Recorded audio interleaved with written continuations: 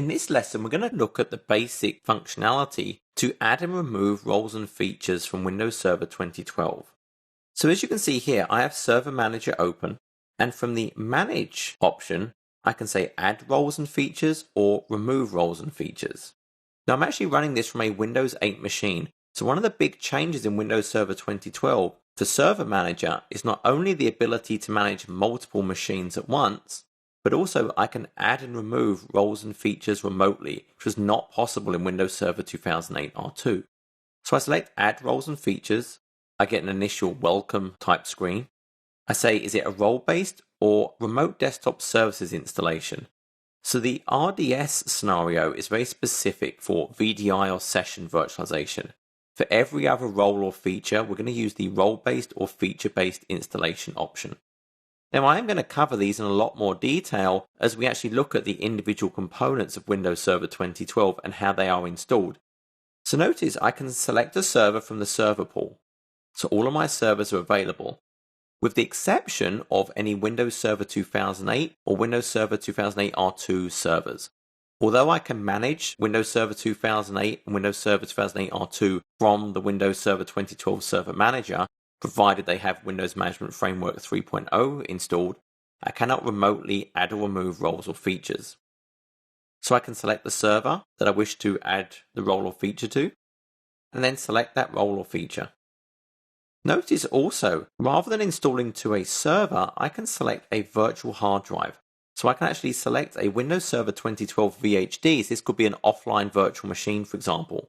It could be a VHD that's been copied from a template that I wish to add roles and features to before I spin that up as part of a virtual machine. So I can offline add roles and features.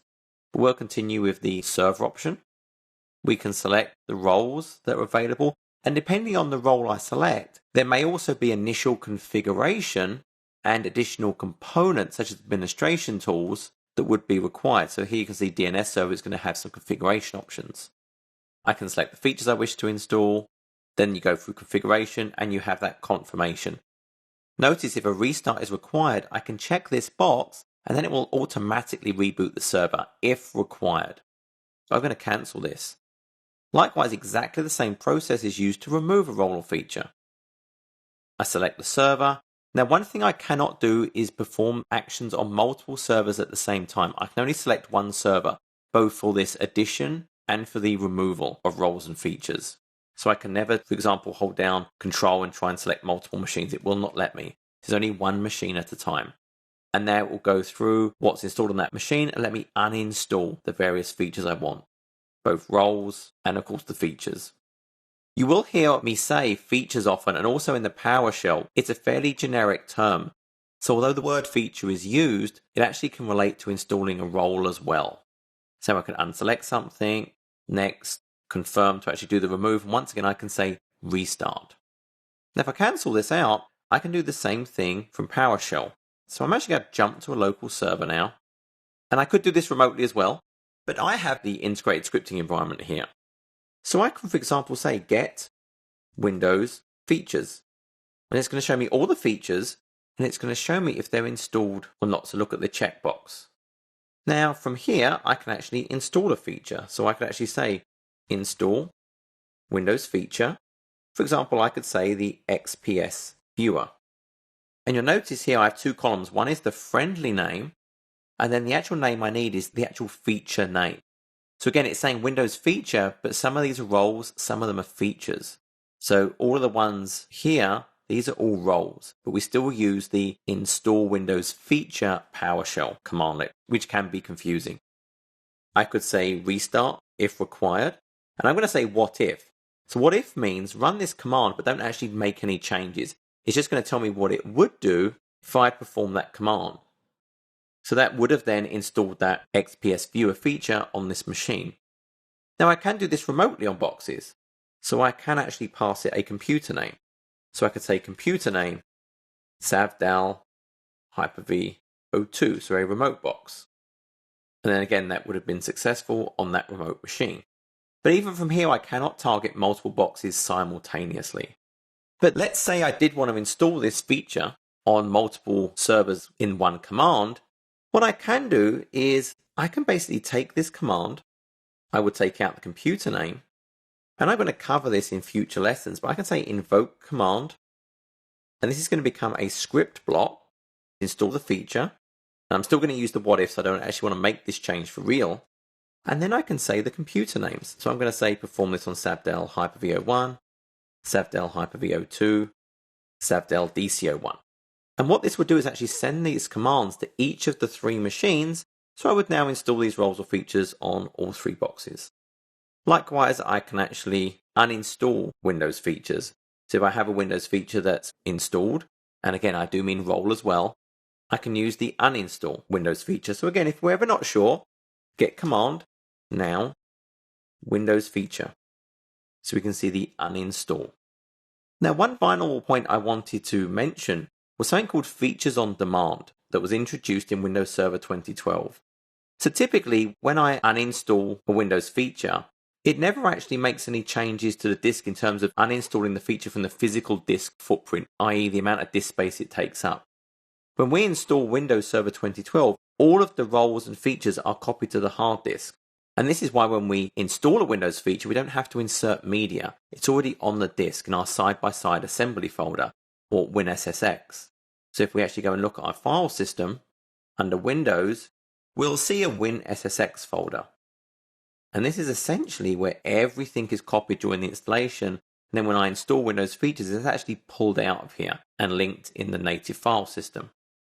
Now, there is an exception to that. If I install a server core installation at installation time, when I'm actually installing the operating system, it will not install the management infrastructure or the graphical shell to the hard drive. So it does actually give you a reduced footprint. But then what happens if you did then select to add the user interface, the management infrastructure or graphical shell? It still doesn't prompt you for media. And this is using features on demand functionality. What's happening behind the scenes is Windows is going out to Windows Update, what's traditionally used for patching, and pulling down all the components, all the files it needs to install the management infrastructure or the graphical shell. Now I can actually specify my own location.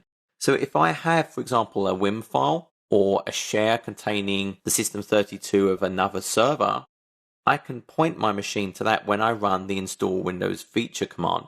So I can do a /source or -source if it's DISM and say this is the location I want you to pull the files from. I can also use group policy, and under computer configuration, policies, administrative templates, system, there's a specify settings for optional component installation and component repair. If I double click that and enable it, I can actually pass it a location to where I want my machines to always pull down new components that aren't locally on the hard disk. So as you can see here, the format is wim:// a server, the share, and then that WIM file and the image number within the WIM. So this is assuming you have a WIM file, you've maintained it, you're keeping it patched. You can then have your servers automatically use that WIM file. So it's a more advanced option, but just know your machines don't have to be able to contact the internet on Windows Update. They can actually pull it down directly from a local share you have in your environment, and you can push that through group policy. You can also manually remove things from the disk footprint. So we talked before, for example, about the uninstall Windows feature, and you can select a feature to uninstall. So if I look here at the various options, one of them, for example, might be, hey, I actually want to uninstall the server GUI shell. Now what I can actually add to this is I can say remove. So this is now actually going to remove it from the disk footprint. Again, I'm doing what ifs, it won't actually make this change. But what this would actually do is now delete all those components from the disk footprint. And so now if I wanted to add this again in the future, it would just pull it down from Windows Update, or it would pull it down from that location I specified. So this is not something you should typically do. It's not recommended to use the remove when uninstalling Windows features. You want to leave them on the file system so they're available easily, and if you install service packs, they will be patched automatically. But if, for example, I had a scenario of hundreds of virtual machines all running server core and just IIS, well then maybe the additional 3 or 4 gigabytes of the management infrastructure and the graphical shell does not make sense. I'd rather save that space. So that's when you could start using remove to remove things from the physical disk footprint and reduce the amount of disk space we need.